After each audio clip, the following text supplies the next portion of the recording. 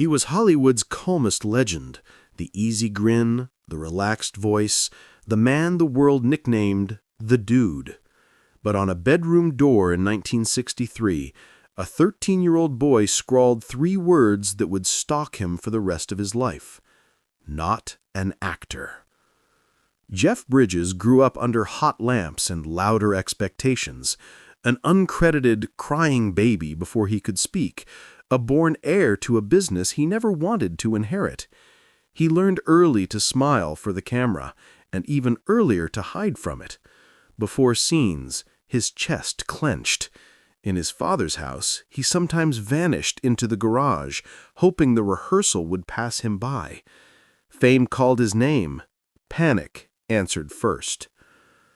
Decades later, the trophies arrived, the cult worship followed, and strangers toasted him with White Russians as if the bathrobe were real. Yet in the quiet between takes, the fear still paced. At an awards podium in 2024, the mask finally slipped. Bridges admitted what the industry least expected. Acting, to him, often felt like wearing someone else's skin. Itchy, wrong, a life borrowed on credit you never meant to spend. This is not the story of a star who wanted everything and got it. It's the dossier of a reluctant icon who tried, again and again, to escape the light, who built a cabin far from the backlots, who nearly lost himself in roles, in drink, in the long nights when applause won't quiet a racing heart. It's the file on the marriage that saved him, the illness that almost ended him, and the confession that finally set him free. Open the folder. Read between the headlines. Behind the legend is a man still learning how to breathe. Jeffrey Leon Bridges was born on December 4, 1949, into a family already steeped in Hollywood tradition. His father, Lloyd Bridges, was a household name with more than 150 credits to his career, and his mother, Dorothy Bridges, kept the household running like a small community theater. Scripts on the kitchen table, rehearsals in the living room, cameras never too far away. For Jeff, fame arrived before memory. At just 6 months old, he appeared as an uncredited infant in the 1951 film The Company She Keeps. A pinch from actress Jane Greer coaxed a perfect crying scene, and thus his screen debut was sealed before he had spoken his first word. Bridges later joked that his first paycheck was probably spent on diapers. Yet this crying baby credit also foreshadowed a destiny he never chose. Lloyd Bridges, despite his success in films like High Noon, carried a skepticism about Hollywood. In the late 1950s, he sat his sons Beau and Jeff down and bluntly told them most actors earned less than $5,000 a year. He insisted the boys focus on school and maintain a B-plus average before being allowed near a set. Be engineers, he urged, rather than chase fleeting stardom. That pragmatic warning planted a quiet doubt in Jeff. Acting wasn't a stable path, and perhaps not even a respectable one. By adolescence, that doubt grew into rebellion. In 1963, at just 13, Jeff scrawled 3 words on his bedroom door: not an actor. To him, it was more than teenage defiance. It was a declaration of independence from his father's towering shadow. He sought authenticity in other directions, painting at Brentwood Art Center, selling his first canvas for $35 in 1964, and playing surf rock with his band The Nozzles at small Santa Monica fairs. From the outside, he was the child of Hollywood privilege, but inside, Jeff Bridges was already sketching a different self-portrait, one that rejected the script fate had written for him. By the late 1960s, Jeff Bridges was torn between rebellion and inevitability. His teenage years were a haze of art projects, guitar chords, and increasingly drugs. At 16, he was smoking marijuana before math class, By the summer of 1967, he was experimenting with LSD during jam sessions in Topanga Canyon. One September night, police stopped his Volkswagen Beetle and discovered a roach inside. He was underage, so they called his father instead of booking him. For the Bridges family, it was a wake-up call. Dorothy, his mother, insisted on weekly counseling. Lloyd, ever the pragmatist, personally drove Jeff to 2 rehab meetings in Malibu that October. Lectures weren't working, so Lloyd tried a softer tactic. Over breakfast one morning in 1968, he planted an idea that would change everything. Acting isn't a trap, it's freedom. With one job, he told Jeff, you could live 100 lives, play a pilot without enlisting, a painter without starving, a musician without chasing clubs. That line reframed acting from a cage into a doorway. Not long after, Jeff agreed to appear in a few episodes of his father's TV show, Sea Hunt. At first, it was a means to an end. He wanted money for a new Stratocaster guitar, but the hook was set. Acting, reluctantly, became his passport. Still, he didn't dive headfirst into Hollywood. In 1967, at 17, Jeff enlisted in the Coast Guard Reserve. The service would span 8 years, keeping him out of Vietnam, but tying him to weekend shifts of scrubbing rust off buoys and hauling ropes at midnight. By day, he was a military reservist. By night, a budding actor. 2 identities in conflict, both shaping the man he would become. Amid this balancing act came the first flashes of destiny. The Last Picture Show, 1971, and Thunderbolt and Lightfoot, 1974, brought him Oscar nominations before he was even 30. Yet Jeff remained ambivalent.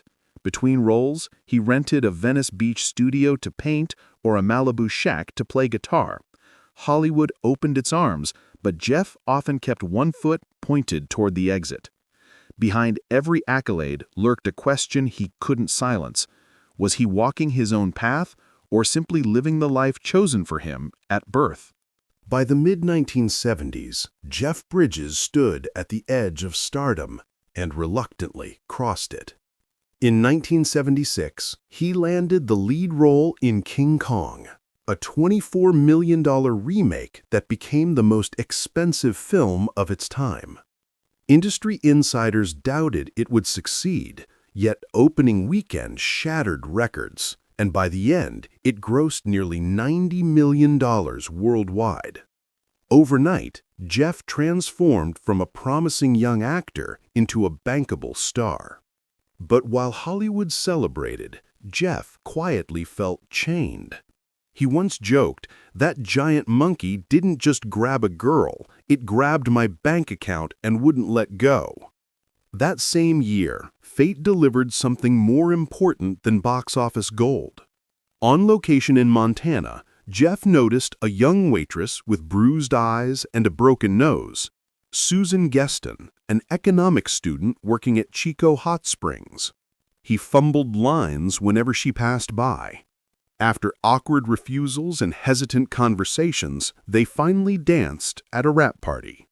Within a year, Jeff was pacing the floors of his Malibu cottage, torn between freedom and permanence, until Susan gave him an ultimatum. She would start a family with or without him. He proposed days later. On June 5, 1977, they married in a small backyard ceremony. In the storm of celebrity, Susan became his anchor. Yet even marriage couldn't silence his ambivalence toward fame. In 1979, Jeff bought 320 acres in Montana, building a cedar cabin with no phone. Studios called it career suicide. Jeff called it survival. The ranch became his sanctuary, where he could mend fences, fish rivers, and vanish from the Hollywood machine.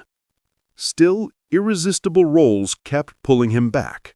The paranoid drama Cutter's Way, 1981, the groundbreaking sci-fi Tron, 1982, and the alien romance Starman, 1984, which earned him another Oscar nomination.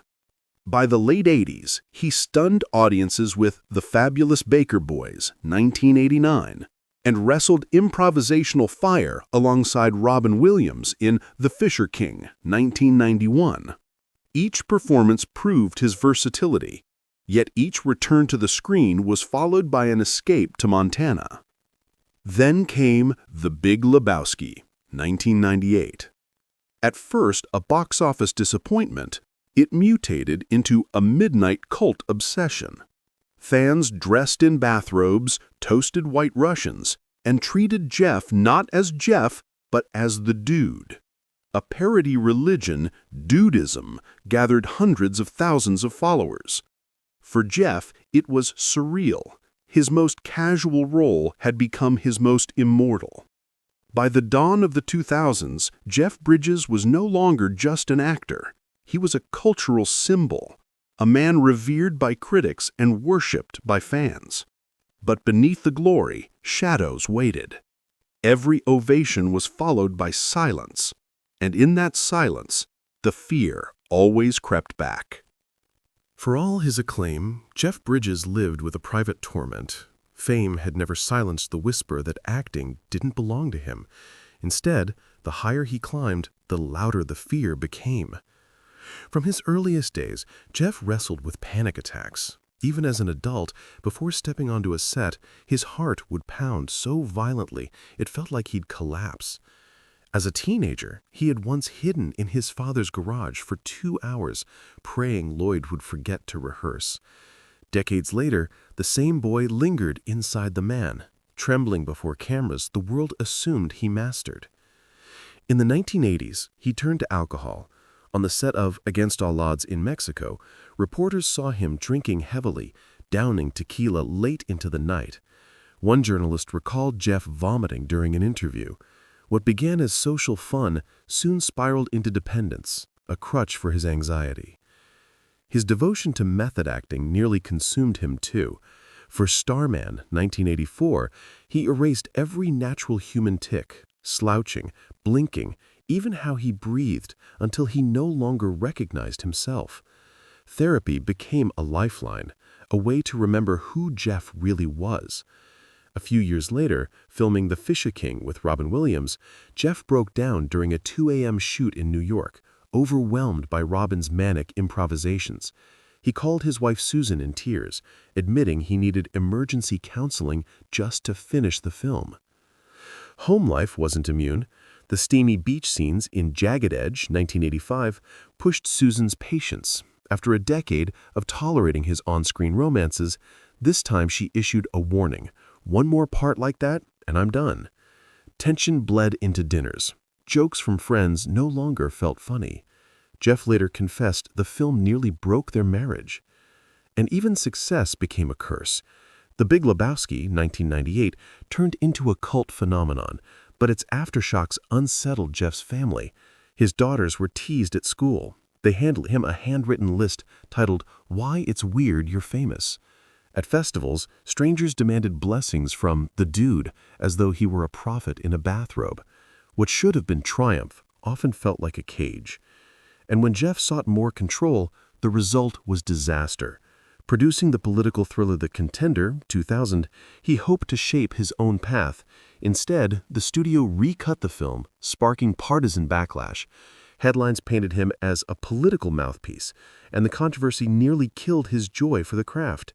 He later admitted that stepping behind the camera left him burned out, disillusioned. For Jeff Bridges, the spotlight was a double-edged sword. It gave him immortality while cutting away at his peace. The applause was thunderous, but in the quiet afterward, the panic was louder still. In October 2020, at the age of 70, Jeff Bridges revealed the news that would shake his fans worldwide. He had been diagnosed with follicular non-Hodgkin lymphoma. A tumor the size of a football sat in his abdomen. At first, he thought his fatigue was just pandemic stress, but reality struck hard. 6 rounds of chemotherapy followed, combined with antibody treatments. For a man who had always feared the camera, suddenly the greatest enemy was his own body. Then, Halfway through treatment in January 2021, disaster compounded. Jeff contracted COVID-19 while his immune system was at its weakest. Within days, his oxygen levels plummeted. He was rushed to the ICU in Santa Barbara, where he remained for 5 weeks. His lungs were so damaged he could barely stand for 45 seconds at a time. He lost 35 pounds and most of his hair. Cancer was nothing compared to COVID, he later admitted. Alone in his hospital bed, tethered to machines, Jeff asked a nurse to bring him 2 shoeboxes filled with old letters from his mother, Dorothy. In those fragile nights, he discovered a truth that shattered his childhood illusions. His parents' marriage, seemingly perfect, had nearly ended in 1969. His father, Lloyd, had once filed for divorce while filming a Western. The letters revealed rage, despair, and finally reconciliation that began with a single postcard. "Let's try again, for the kids." For Jeff, married to Susan for more than 40 years, the revelation was both painful and grounding. It reminded him that even enduring love is scarred by struggle, and that survival requires honesty. When he finally emerged from ICU, remission came as a miracle. By August 2021, the tumor had shrunk to the size of a marble. Yet, survival had its price. Between chemo, ICU, and oxygen therapy, his hospital bills climbed past $3 million. To maintain his union health insurance, Jeff needed to work again. Ironically, the career he had tried to escape became his lifeline. Production resumed on The Old Man in late 2021. Jeff, still dependent on oxygen, could only film in bursts of 45 seconds at a time. But he persevered, staggering through each scene. When the show premiered in 2022, critics praised the performance as raw, weary, painfully real. They didn't know they were watching a man who wasn't acting, he was surviving. The fall of Jeff Bridges wasn't measured in fading fame or failed films. It was etched in the quiet terror of a hospital ward, the fragile thread between breath and silence, and the revelation that even legends can be undone by life's merciless hand. On April 29, 2024, Jeff Bridges walked onto the stage at Alice Tully Hall in New York to accept the prestigious Chaplin Award. For decades, audiences had celebrated him as the Dude, the Oscar-winning star, the last of a certain Hollywood breed. But instead of offering a polished speech, he stunned the room into silence.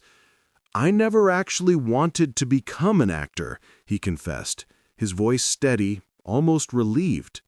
He described how, as a teenager, he suffered panic attacks when his father asked him to rehearse, sometimes hiding in the garage for hours. He read aloud from an old journal, "Acting feels like wearing someone else's skin, itchy and wrong." For 6 long seconds, the audience froze, processing the unthinkable. Then the applause thundered. It was a fitting epilogue for a man whose entire life had been lived between 2 worlds, the legend Hollywood adored and the reluctant soul behind it. Even after 60 years, Bridges admitted the fear never left him. On the set of Tron Ares in March 2025, his heart rate spiked to 148 beats per minute, higher than during chemotherapy. "The fear's louder than the tumors ever were," he told reporters. And yet, that is his legacy. Not a perfect hero, but a vulnerable man who kept showing up despite the fear. His story is proof that legends are not made from invincibility, but from perseverance in the face of doubt. Beyond the films, Jeff also left behind a quieter legacy. His End Hunger Network, a nonprofit founded in 1983 that helped push major nutrition bills and raise awareness for millions of hungry children in America. For him, that work was penance, a way to balance the absurdity of Hollywood with the harshness of reality. Today, Jeff Bridges stands as both myth and man, the dude who abides, the Oscar winner who doubted himself, the survivor who never stopped fearing. His legacy is not that he conquered fear, but that he carried it with him step by step into history. Hollywood loves its myths. It dresses them in tuxedos, polishes their golden statues, and pretends that legends are untouchable. But the story of Jeff Bridges rips through that illusion. Behind the dude was never a carefree prophet in a bathrobe. Behind the Oscar was never just a perfect craftsman. What Jeff revealed was something far more unsettling and far more human. A man who never wanted the stage, a man who fought panic and doubt at every curtain call, a man who nearly lost everything to illness and still chose to show up anyway. That is the truth hidden beneath the red carpet. The legend isn't that Jeff Bridges was fearless. The legend is that he kept going despite the fear. If you want more stories like this, of Hollywood's icons stripped bare, of secret files and untold confessions, subscribe to Beyond the Red Carpet, because in every shadow behind the spotlight lies a story waiting to be uncovered.